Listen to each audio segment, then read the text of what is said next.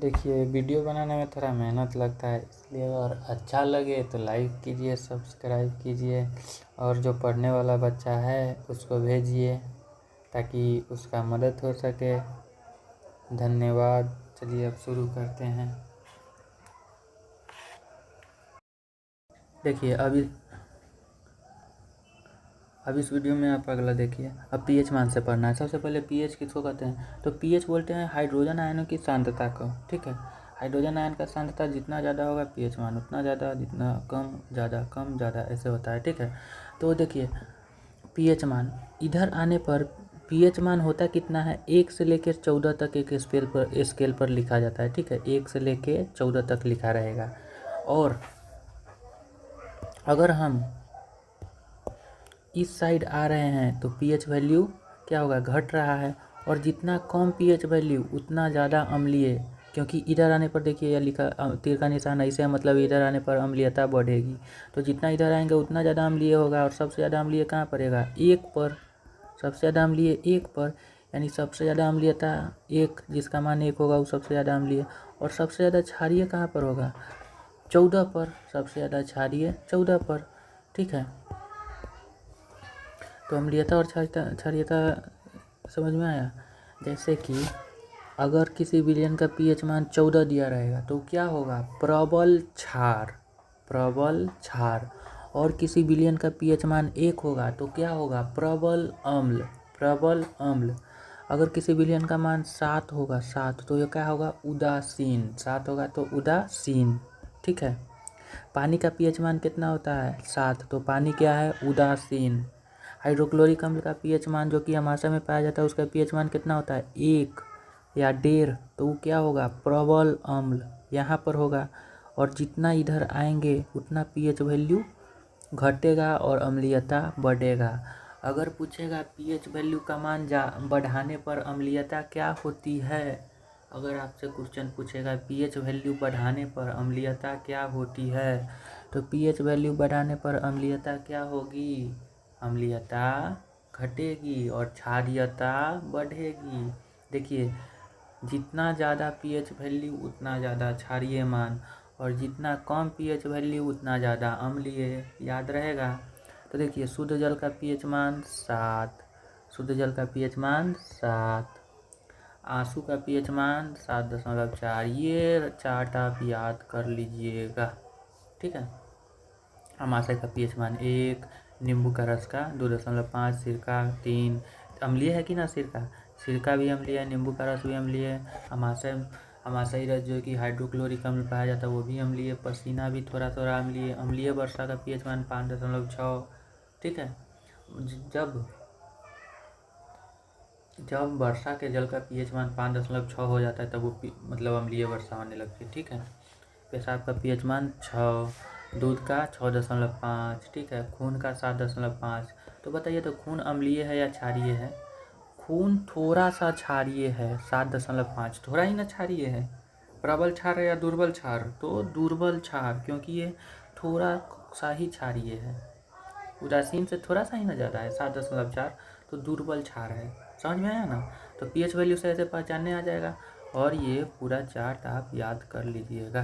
ठीक है, ऐसे अगर आपसे पूछेगा कि पीएच मान बढ़ाने पर अम्लीयता क्या होगी, तो पीएच मान बढ़ाने पर अम्लीयता घटेगी। अगर आपसे पूछेगा पीएच मान बढ़ाने पर क्षारीयता क्या होगी, तो पीएच मान बढ़ाने पर क्षारीयता बढ़ेगी और अम्लीयता घटेगी, अम्लीयता घटेगी। देखिए अम्लीयता कैसे बढ़ेगी, जितना पीएच वैल्यू घटाएंगे अम्लीयता उतना बढ़ेगा। अगर पीएच वैल्यू 1 रहेगा तो अम्लीयता ज़्यादा होगा, याद रहेगा। उसके बाद अब अगला चीज़ देखते हैं, लवण। हम आपको बताए थे लवण कैसे मिलता है, जब अम्ल प्लस क्षार बनता है तो लवण प्लस जल बनता है। और ये अभिक्रिया कैसी, उदासीनीकरण, ये पिछले के वीडियो में पढ़ चुके हैं, उदासीनीकरण अभिक्रिया। तो अम्ल प्लस क्षार, लवण प्लस जल बनता है, इसको कहते हैं उदासीनीकरण अभिक्रिया। अब वही लवण के बारे में पढ़ते हैं। जैसे कि देखिए अम्ल, हाइड्रोक्लोरिक अम्ल क्या है, अम्ल। सोडियम हाइड्रोक्साइड क्या है, क्षार बनता है, तो लवण यानी कि नमक बनता है वो लवण है। लवण प्लस में जल बनता है। और ये कैसी अभिक्रिया है, उदासीनीकरण अभिक्रिया, याद रखिएगा। ठीक है, अब सामान्य लवण कैसा होगा? जो उदासीन होगा, जिसमें ना ही अम्लीय गुण होगा ना ही क्षारीय गुण। लेकिन जो अम्लीय लवण होगा उसमें ज़्यादा अम्लीय गुण होगा, जो क्षारीय लवण होगा जो उसमें ज़्यादा क्षारीय गुण होगा, जो तटस्थ लवण होगा जो उसमें ना ही अम्लीय गुण होगा ना ही क्षारीय गुण होगा। ठीक है, अम्लीय लवण तो अम्लीय गुण ज़्यादा, क्षारीय लवण तो क्षारीय गुण ज़्यादा। ठीक है,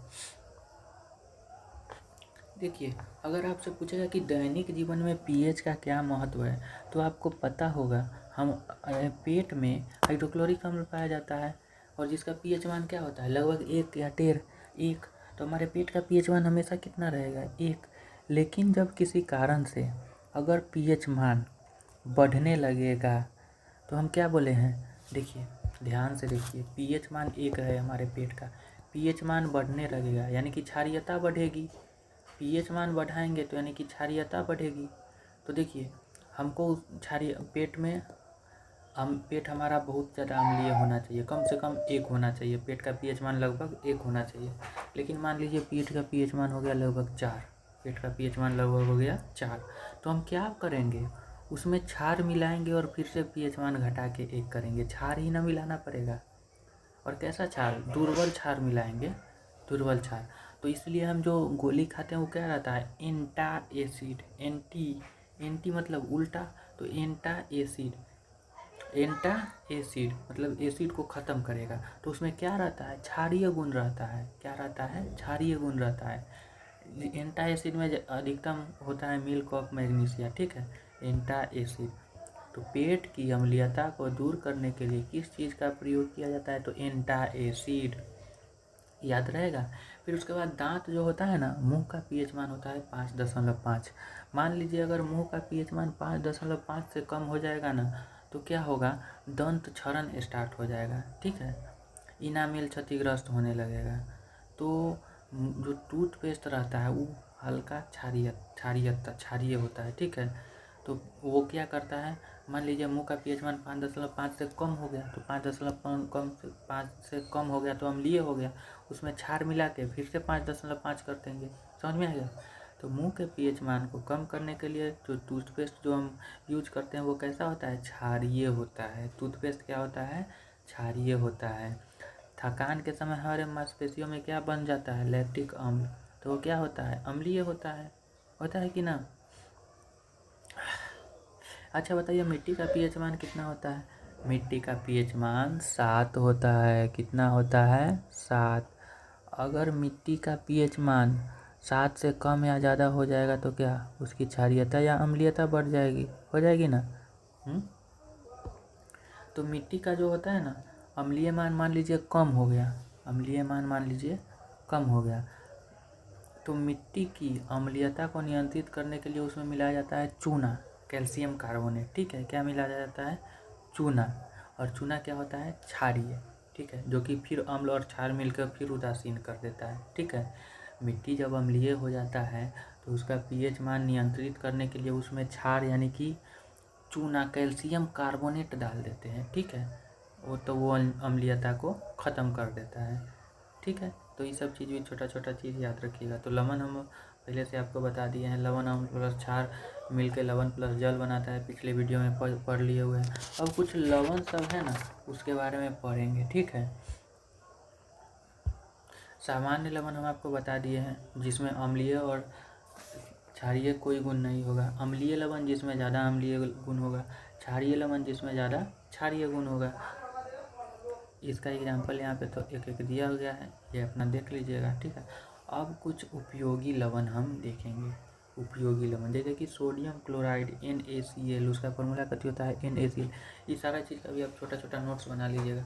तो सोडियम क्लोराइड हमको कैसे मिलता है? हम समुद्र के जल को किसी गड्ढा में जमा करते हैं और उसका वाष्पीकरण करते हैं, तो उससे हमको क्या प्राप्त होता है? समुद्र से के नमकीन नमक प्राप्त होता है ना, एक सफ़ेद क्रिस्टल प्राप्त होता है जो कि जल में घुलनशील होता है और ये नमकीन होता है। ठीक है, और वो अम्ल प्लस क्षार, लवण प्लस क्षार। लवण कैसा होता है? उदासीन, तो उसका पीएच वैल्यू कितना होगा? 7। ठीक है, तो उसका उपयोग कहाँ किया जाता है? नमक का भोजन में स्वाद बनाने के लिए, या फिर औद्योगिक रसायन सोडियम हाइड्रोक्साइड या Na2CO3 क्लोरीन हाइड्रोजन के निर्माण में। ठीक है, या फिर स्नो बर्फ बर्फ़ को पिघलाने में भी नमक का प्रयोग किया जाता है। ठीक है, इसके अलावा भी बहुत सारे नमक होते हैं। सेंधा नमक होता है, वो पत्थर से प्राप्त किया जाता है। ठीक है, नमक में और क्या मिलाया जाता है आपको पता है? आयोडीन। क्यों? आयोडीन की कमी से घेगा रोग होता है, इसलिए घेगा रोग को दूर करने के लिए आयोडीन युक्त नमक का प्रयोग किया जाता है। ठीक है, अगला होता है सोडियम हाइड्रोजन कार्बोनेट NaHCO3। इसका नाम है बेकिंग सोडा और इसका फार्मूला याद रखिएगा। ठीक है, ये याद रखिएगा कि बेकिंग सोडा का रासायनिक फार्मूला क्या होता है? रासायनिक सूत्र NaHCO3। ठीक है, तो कैसे बनाया जाता है? सोडियम क्लोराइड के घोल से अमोनियम और कार्बन डाइऑक्साइड प्रवाहित करते हैं तब मिलता है। देखिए, सोडियम हाइड्रोक्साइड के घोल से, यहाँ पर नहीं दिया गया है, हम आपको बता देते हैं। तो देखिए, ये क्या लिखा हुआ है? सोडियम क्लोराइड के घोल में अमोनियम कार्बन डाइऑक्साइड और जल प्रवाहित करने पर क्या बनता है? सोडियम हाइड्रोजन कार्बोनेट, जिसको क्या कहते हैं? Baking soda. ठीक है, याद कीजिएगा। और साथ में क्या मिलता है? Ammonium chloride. ठीक है, तो हमको ये ज़रूरी है तो ये अलग कर लेंगे। ठीक है, और ये कैसा होता है? तो सफ़ेद पाउडर होता है। देखिए, सफ़ेद ठोस पाउडर होता है, स्वाद में क्षारीय होता है। Hydroxide, sodium hydrogen carbonate. ठीक है, तो ये कैसा होता है? क्षारीय होता है, कड़वा लगता है। क्षार स्वाद में कड़वा लगता है, इसलिए क्या लगेगा? कड़वा लगेगा। और गर्म करने पर यह कार्बन डाइऑक्साइड गैस छोड़ता है। देखिए, सोडियम हाइड्रोजन कार्बोनेट यानी कि बेकिंग सोडा। ठीक है, गर्म कर देंगे तो क्या बनेगा? देखिए, कार्बन डाइऑक्साइड गैस और प्लस में जल छोड़ रहा है। ठीक है, और ये क्या कि मतलब कोई चीज़ मतलब आप देखते हैं ना, कोई चीज़ फूला फूला एकदम मुलायम बनता है, किस लिए? उसमें बेकिंग सोडा मिलाते हैं। या फिर पेट की अम्लीयता एंटासिड को दूर करने के लिए। क्यों? क्योंकि ये कैसा चीज़ है? क्षारीय चीज़ है, तो अम्लीयता को नष्ट करेगा कि ना, इसीलिए एंटासिड में भी उपयोग किया जाता है। या फिर जो आग बुझाने वाला होता है उसमें भी प्रयोग किया जाता है। ठीक है, फिर उसके बाद अगला देखेंगे सोडियम कार्बोनेट, जिसको बोलते हैं वॉशिंग सोडा।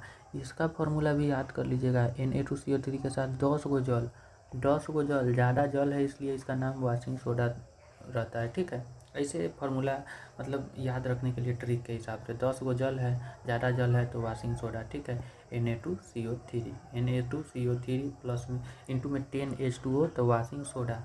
ठीक है, इसे इसका फार्मूला पूछता है। तो ये कैसे तैयार किया जाता है? सोडियम हाइड्रोजन कार्बोनेट को गर्म करके और पुनः ठंडा करने पर मिल जाता है। ठीक है, ये भी सफ़ेद क्रिस्टलीय ठोस होता है। ठीक है, और ये जल में घुलकर कैसा हो? क्षारीय विलयन बनाता है। ये कैसा होता है? ये भी क्षारीय होता है। कठोर जल को मुलायम करता है। कठोर जल को क्या कर देता है? मुलायम कर देता है। तो देखिए, इसका नाम ही क्या है? Washing soda. तो किस चीज़ में प्रयोग हुआ? धोने में। कोई चीज़ को साबुन सीसा डिटर्जेंट यानी कि सरफ बनाने में, कठोर जल को मुलायम करने में। ठीक है, फिर उसके बाद बुझा हुआ चूना कैसे बनेगा? जब हम कैल्शियम ऑक्साइड यानी कि कली चूना में जल मिला देंगे। ठीक है, तो उस कैल्शियम हाइड्रोक्साइड में जब जल मिला देंगे तो हमको बुझा हुआ चूना, जिसको कैल्शियम हाइड्रोक्साइड कहते हैं। और ये सफ़ेद रहता है, कैल्शियम है तो सफ़ेद ही रहेगा। ठीक है, और जल में थोड़ा घुलनशील होता है। ठीक है, और ये कैसा होता है? क्षारीय होता है। किस चीज़ में प्रयोग किया जाता है? जो सफ़ेदी हम करते हैं उसमें इसका प्रयोग किया जाता है। और चूँकि क्षारीय है तो अम्लीयता को दूर करेगा, मिट्टी की अम्लीयता को दूर करेगा और अम्लीय गैस में सल्फर डाइऑक्साइड को निष्क्रिय करने में। ठीक है, फिर उसके बाद कैल्शियम सल्फेट हेमीहाइड्रेट, जो आप हाथ टूट जाता है तो प्लास्टर करते हैं, यही होता है कैल्शियम सल्फेट हेमीहाइड्रेट। ठीक है, प्लास्टर ऑफ पेरिस, इसका भी फार्मूला याद कीजिएगा। सारा इंपॉर्टेंट है, एग्जाम में आता है 1 नंबर में। सब प्लास्टर ऑफ पेरिस का फार्मूला बताइए तो कैल्शियम सल्फेट हेमीहाइड्रेट का मतलब क्या होता है? आधा जल है, आधा। देखिए यहाँ पर, इसीलिए। और इसका नाम क्या होता है? जिप्सम। इसको क्या कहते हैं? जिप्सम या फिर कैल्शियम सल्फेट या फिर कैल्शियम सल्फेट हेमीहाइड्रेट या फिर प्लास्टर ऑफ पेरिस, ये सारा नाम आप इसका याद कीजिएगा। तो जिप्सम को 110 डिग्री पर गर्म करने पर ही मिलता है। कितना? 110 डिग्री पर गर्म करने पर मिलता है। ये क्या होता है? तो पाउडर टाइप का होता है, और जल के साथ अभिक्रिया करके जिप्सम बनाता है और ये कठोर हो जाता है कि ना। तो कैल्शियम सल्फेट हेमीहाइड्रेट को हम जब जल में मिलाएंगे तो क्या बन जाएगा? कैल्शियम सल्फेट प्लस इंटू में जल, तो इसको कहते हैं जिप्सम। यानी कि प्लास्टर ऑफ पेरिस में जल मिला दिए तो क्या बन गया? जिप्सम। ये क्या है? देखिए, कैल्शियम सल्फेट हेमीहाइड्रेट में जब हम जल ऐड कर दिए तो क्या बन गया, जिप्सम। याद रहेगा इसका। देखिए यार, टूटी हुई हड्डियों को जोड़ने में, या फिर कोई मूर्ति, वो हल्का वाला मूर्ति सब रहता है उसमें भी प्लास्टर ऑफ पेरिस लगता है। आप देखते होइएगा जो मकान उकान बनता है उसमें ऊपर सजा तरीका डिजाइन विजाइन बना रहता है सीलिंग में, ऊपर छत में, रूम के अंदर, तो वो सजावट में प्लास्टर ऑफ पेरिस का उपयोग किया जाता है, हल्का मजबूत होता है, ठीक है ना। फिर उसके बाद एक होता है ब्लीचिंग पाउडर, जिसको कैल्शियम क्लोराइड बोलते हैं, कैल्शियम ऑक्सीक्लोराइड, ऑक्सीजन है तो ऑक्सीक्लोराइड, ठीक है, CaOCl2। तो ब्लीचिंग पाउडर का फॉर्मूला क्या होता है, CaOCl2, ठीक है। तो ये कैसे बनता है, जब क्लोरीन गैस को बुझा हुआ चूना प्रवाहित करते हैं ना, क्लोरीन गैस में बुझा हुआ चूना, अभी हम बुझा हुआ चूना का फॉर्मूला बताएं, COH2, ठीक है। तो कैल्शियम गैस में बुझा हुआ चूना प्रवाहित करते हैं, देखिए कैल्शियम गैस बुझा हुआ, कैल्शियम गैस, क्लोरीन गैस और बुझा हुआ चूना, क्लोरीन गैस को कहाँ प्रवाहित करेंगे, बुझा हुआ चूना में, तो हमको क्या मिलेगा, कैल्शियम क्लोराइड। देखिए कैल्शियम ऑक्सीक्लोराइड मिला, जिसी को क्या कहते हैं, ब्लीचिंग पाउडर। और ये सफ़ेद पाउडर होता है जिसका गंध तीखा होता है, ये हवा में नमी से क्लोरीन छोड़ता है, और ये क्या होता है, जीवाणुनाशक, ब्लीच करता है, यानी कि जीवाणु को ख़त्म करता है। तो इसका उपयोग जीवाणु को ख़त्म कर रहा है, तो जल के शुद्धिकरण में, कपड़ा व कागज़ के धुलाई में, और रासायनिक उद्योग में क्लोरीन के स्रोत में, क्योंकि इसमें क्लोरीन न पाया जा रहा है, क्लोरीन पाया जा रहा है ना, तो क्लोरीन के स्रोत में प्रयोग किया जाता है। फिर उसके बाद अमोनियम क्लोराइड होता है। अमोनियम क्लोराइड क्या होता है, देखिए बैटरी जो होता है, आप देखे होइएगा अथी पाउडर वाला बैटरी, पहले जो टॉर्च में लगता था पाउडर वाला, मतलब मोटा बैटरी सब रहता था, जिसको फोड़ते थे तब पाउडर निकलने लगता था कि ना, कि तब वही होता था अमोनियम क्लोराइड, उसमें प्रयोग किया जाता है, ठीक है। तो जब अमोनिया गैस को हाइड्रोक्लोरिक अम्ल प्रवाहित करते हैं ना, तो बन जाता है अमोनियम क्लोराइड। अमोनियम क्लोराइड का फार्मूला NH4Cl। प्रयोग, इसका गुण देखिए, सफ़ेद ई भी होता है, ई भी जल में घुल जाता है, और गर्म करने पर अमोनिया और हाइड्रोजन गैस में टूटने लगता है, ठीक है। प्रयोग तो सूखा बैटरी बनाने में, वही जो पहले टॉर्च में लगा रहता था और अभी रिमोट में लगा रहता है, वही बैटरी, और धातुओं के सफाई में प्रयोग किया जाता है इसका, ठीक है। पोटेशियम नाइट्रेट, ये भी सफ़ेद होता है, ये भी जल में घुल जाता है, गर्म करने पर ऑक्सीजन छोड़ता है। तो पोटेशियम नाइट्रेट सोडा, या इसी को बारूद कहते हैं, ठीक है। तो इसका उपयोग कहाँ से, पटाखा बनाने में, खाद में, फर्टिलाइज़र में भी इसका प्रयोग किया जाता है, और कांच निर्माण में, ठीक है। तो ये चैप्टर ख़त्म हो गया। इससे रिलेटेड कोई ये सब चीज़ है, इसका ध्यान से लिख, इसका एक मतलब सारणी बना दिए हैं छोटा सा। सोडियम क्लोराइड का फॉर्मूला NaCl। उपयोग भोजन में, रासायनिक पदार्थ के निर्माण में। Sodium hydrogen carbonate NH3O3। उपयोग बेकिंग सोडा या एंटासिड में। Sodium carbonate NH3O3 10H2O। उपयोग धुलाई में या फिर कठोर जल को मुलायम करने में। कैल्शियम हाइड्रोक्साइड CaOH2 सफ़ेदी करने में या गैस की निष्क्रियता करने में, ठीक है। Plaster of Paris calcium sulphate hemihydrate, इसको बोलते हैं किस चीज़ में, आपके हाथों को प्लास्टर करने में, या फिर मूर्तियाँ बनाने में, दीवार जो ऊपर छत सजाता है उसमें। Bleaching powder CaOCl2। उपयोग जल के शुद्धिकरण, धुलाई में, ठीक है। अमोनियम क्लोराइड NH4Cl बैटरी में, औषधि बनाने में। पोटेशियम नाइट्रेट बारूद में, KNO3 इसका फार्मूला रहता है, ठीक है। pH हम आपको बता दिए हैं, pH मान, ठीक है। इसका मतलब क्या होता है, हाइड्रोजन कितना पावर है, हाइड्रोजन कितना ज़्यादा है, यह विलयन की अम्लीयता और क्षारीयता बताता है। अगर अम्लीय है मतलब 7 से कम है, उदासीन है मतलब 7 है, और क्षारीय है मतलब 7 से ज़्यादा है, ठीक है। अब pH का यही हम आपको बताए थे, pH का दैनिक में महत्व क्या क्या होता है। हमारे शरीर का pH मान 7.4 होता है। अधिक हो जाएगा तो क्या हो जाएगा, अधिक या कम कुछ भी हो जाए तो प्रभावित होगा। अगर घट जाए यानी कि अम्लीयता बढ़ जाएगी, अम्लीयता ही ना बढ़ रही थी, और बढ़ जाए यानी कि क्षारीयता बढ़ जाएगी तो दिक्कत होगा। खून का pH मान 7.4 होता है, ठीक है। पेट की अम्लीयता होती है हाइड्रोक्लोरिक अम्ल के कारण। हम आपको सारा बता दिए, ये पॉइंट आप नोट बनाने के लिए है। लेकिन ये अम्ल अधिक मात्रा में बन जाए तो पेट में जलन या दर्द होता है। इसे ठीक करने के लिए एंटासिड, जो कि मैग्नीशियम हाइड्रोक्साइड रहता है, ठीक है। पौधे में वृद्धि, देखिए पौधा का pH मान, मिट्टी का pH मान कितना होता है, लगभग 7, उदासीन होता है। अब मान लीजिए मिट्टी अम्लीय हो जाएगा तो उसमें क्षार मिलाएंगे तो कैल्शियम हाइड्रोक्साइड मिला देंगे। अगर क्षारीय हो जाएगा तो जैविक पदार्थ डालेंगे। जैविक पदार्थ यानी कि जो खाद होता है, खाद कैसे बनता है, पेड़ पौधा पत्ता ये सब के सड़ा गला के या फिर गोबर, ये सब खाद होता है, ठीक है। तो खाद डाल के हम क्षारीयता दूर करेंगे और चूना डाल के अम्लीयता दूर करेंगे। ये याद रखिएगा, चूना डाल के पौधे मिट्टी की अम्लीयता दूर करते हैं। देखिए, चूना डाल के मिट्टी की अम्लीयता दूर करेंगे और जैविक पदार्थ डाल के क्षारीयता दूर करेंगे। ये याद रखिएगा, चूना डाल के अम्लीयता दूर करेंगे और जैविक पदार्थ डाल के क्षारीयता दूर करेंगे। जलीय जीवों के लिए पानी का पीएच मान कितना होता है, लगभग 7, ठीक है। तो तालाब के पीएच मान ये देखिए 6.5 से 8.5 के बीच रहना चाहिए, यानी कि 7 होता है कि ना, तो लगभग 7 ही रहता है, ठीक है। ज़्यादा तो कम से कम 6.5 हो सकता है, ज़्यादा से ज़्यादा 8.5, और औसतन एवरेज 7 रहता है, ठीक है। अगर बहुत कम हो जाए तो अम्लीय हो जाएगा, बहुत कम हो ज़्यादा हो जाए तो क्षारीय हो जाएगा। और जो कारखाना से जो गंदा चीज़ निकलता है उससे अम्लीय हो जाता है और मछली मरने लगती है, पीएच घट जाता है। तो अम्लीय वर्षा में पीएच क्या क्या रहता है ये याद करिएगा। अम्लीय वर्षा में क्या रहता है, तो सल्फर डाइऑक्साइड, नाइट्रोजन डाइऑक्साइड, ये इम्पोर्टेंट है, पूछा जाता है। अम्लीय वर्षा में क्या पाया जाता है, तो सल्फर डाइऑक्साइड, नाइट्रोजन डाइऑक्साइड, यानी कि सल्फर और नाइट्रोजन के कण पाए जाते हैं, ठीक है ना। जैसी वर्षा जल में मिलती है, इसका पीएच मान 5.6। अगर 5.6 से कम पीएच मान आ गया वर्षा के जल का, मतलब वो अम्लीय वर्षा है। जिसके कारण अगर अम्लीय है तो पेड़ पौधा मिट्टी में रहने वाला सब चीज़ को नुकसान पहुँचेगा, ठीक है। ताजमहल का रंग पीला पड़ रहा है, क्यों, अम्लीय वर्षा से। अम्लीय वर्षा क्यों हो रहा है, प्रदूषण के कारण, ठीक है। दांत क्यों झड़ता है, जब हमारे मुंह का पीएच मान 5.5 रहता है, उससे कम हो जाए तो दांत झड़ने लगता है, दांत क्षतिग्रस्त होने लगता है। और कैसे 5.5 से कम होता है, जब मुंह में जो बैक्टीरिया पाया जाता है उसके कारण।